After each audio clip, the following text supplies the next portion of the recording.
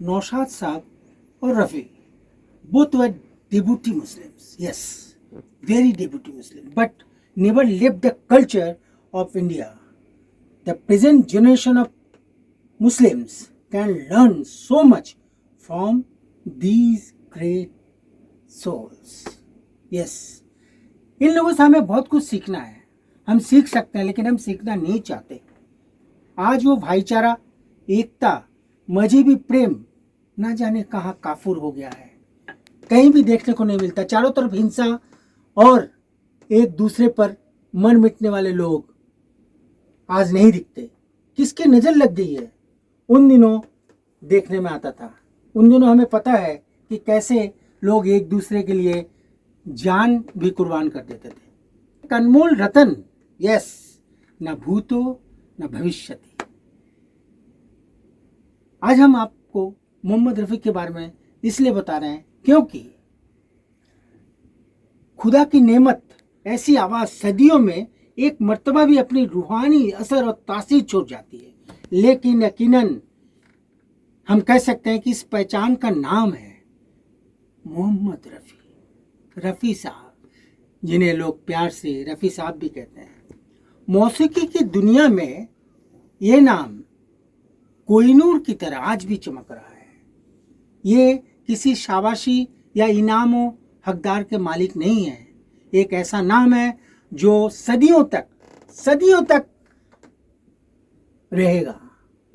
यूं तो इस अजीम शख्सियत पर कई किताबें लिखी गई, कई तरह की किताबें आई हैं, छोटी बड़ी, गाने से संबंधित, लेकिन हकदार होने के बावजूद उन्हें भारत रत्न पुरस्कार से आज भी नवाजा नहीं गया है. जी हाँ, आज भी नवाजा नहीं रह गया है.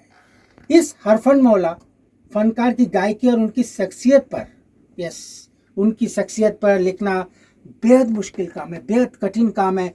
लेकिन रफ़ी साहब के लिए गाना उतना मुश्किल नहीं था. कोई भी जोन का गाना हो, कोई भी जोनर का गाना हो, वो हंसते हंसते गा देते थे, हंसते रहते थे, हंसते हंसते गाते. ये गाना वो कैसे गाते थे हम आज आपको समझा नहीं पा रहे हैं.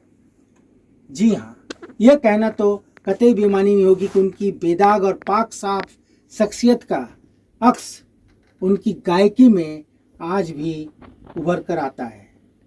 क्यों? क्योंकि रफ़ी साहब एक अनमोल रतन हैं.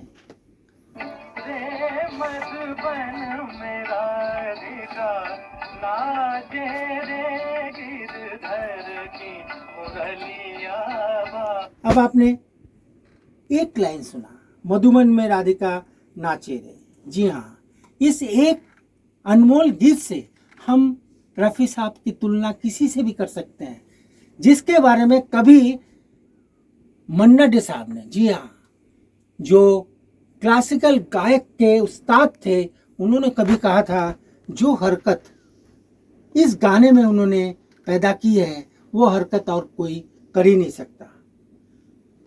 ऐसी आवाज़ सदियों में हमारे सामने आती है.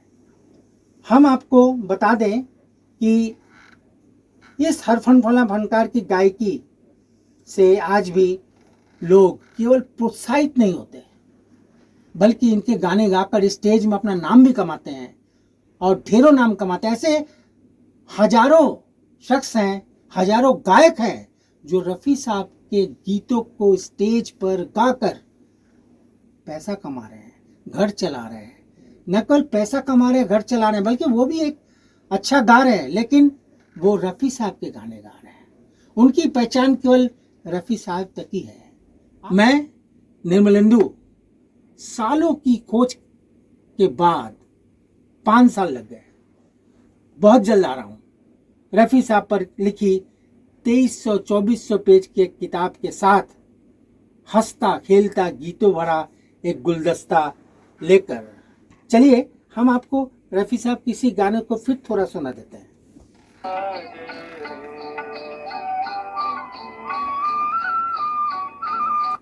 जी हाँ, रफ़ी साहब की आवाज़ आज भी हर जगह मौजूद है. असंख्य लोग YouTube पर गा रहे हैं, उन पर किस्से लिख रहे हैं, उनकी बातें कर रहे हैं, लेकिन रफ़ी साहब को भारत रत्न दिया जाए इस बारे में कोई नहीं सोच रहा है। सब यही सोच रहे हैं कि रफ़ी साहब के कारण हम पैसा कमा लें। पैसा कमाना एक बहुत बड़ी बात है, सब कमाना चाहते हैं, लेकिन रफ़ी साहब है। अब आप परत दर परत ढेरों अनछुए कहे पहलुओं की दिलकश अंदाज में दास्तां बयां करती है मेरी ये किताब। 5 साल लग गए। 5 साल में मैं ये समझ पाया कि रफ़ी साहब पर लिखना बहुत ही दुरूह काम है। फंसता हूँ, कभी हंसता हूँ, कभी रोता हूँ, कभी बहुत अच्छा लगता है, कभी गाते हुए अच्छा लगता है, और कभी लगता है कि मैं क्यों नहीं कुछ बन पाया, नहीं बन पाया। कोशिश बहुत की मैंने। ये जो गाना है, इस गाने को हम आपको क्यों बार बार सुना रहे हैं? इस गाने में जो टेम्पो है, जो क्लासिक टच है, जो संगीत है, उसे मेंटेन करना सबके बस की बात नहीं है। आज रफ़ी साहब नहीं है, वो हमसे 80 में बिछड़ कर चले गए। आज 2024 चल रहा है, रफ़ी साहब आज भी हैं, और उनके ऐसे ऐसे गीत हैं जो कि हजारों साल तक जीवित रहेंगे, जैसे जहाँ डाल डाल पर सोने की चिड़िया करती है बसेरा, कैसे समझाऊं बड़े ना समझ हो, वो दुनिया के रखवाले, सुन दर्द भरे मेरे नाले, कुहू कुहू बोले कोयलिया।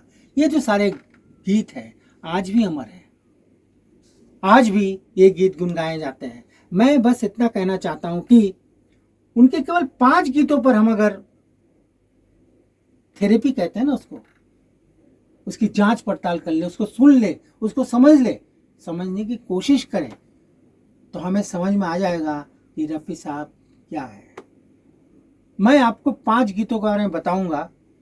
उससे पहले मैं चाहता हूं कि आप यहाँ तक देखें कि रफ़ी साहब क्यों रफ़ी साहब है। तो आज बस इतना ही। हम आपसे कल फिर रूबरू होंगे और हम आपको बताएंगे उन 5 गीतों के बारे में।